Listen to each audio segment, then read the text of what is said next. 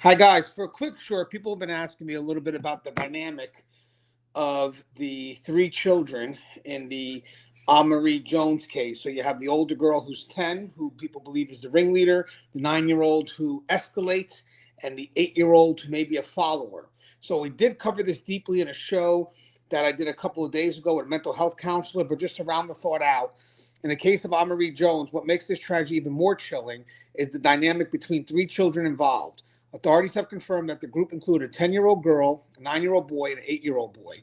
And when you look at how this played out, the roles almost seem to fall into place. The 10-year-old girl, the oldest, is who I believe is the one that's acted as the leader. At that age, even a year difference can create a real power imbalance. Being both older and the only girl, she may have carried a sense of control, using her influence to direct the others. Prosecutors clearly see her as central to the attack, which is why she faces the most serious charges available in juvenile court. 9-year-old boy, meanwhile, appears to be the one escalating things. At 9, impulse control is limited, and boys in particular are more prone to physical aggression. So once the situation began, he may have been the one who pushed it further into outright violence, both physical and sexual. That's why the state has charged him alongside the girl with attempted murder, rape, kidnapping, and assault, charges that reflect escalation and not just following along. Then there's the 8-year-old boy.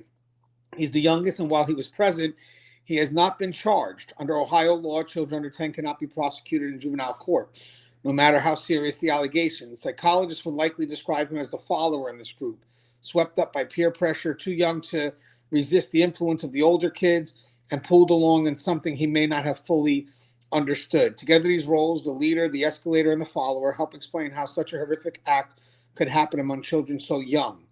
The law reflects this dynamic too. The system holds the leader and the aggressor accountable, while the youngest is treated differently because of age and legal limits. And that's not to minimize what he's done.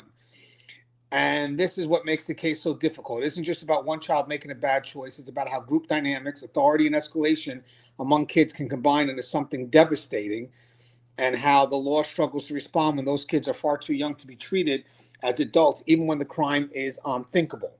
Guys, there's a lot in this case that's worth discussing, but I would love your thoughts, just trying to get the dialogue going. But none of this is about minimizing accountability. This is more about understanding and hopefully preventing.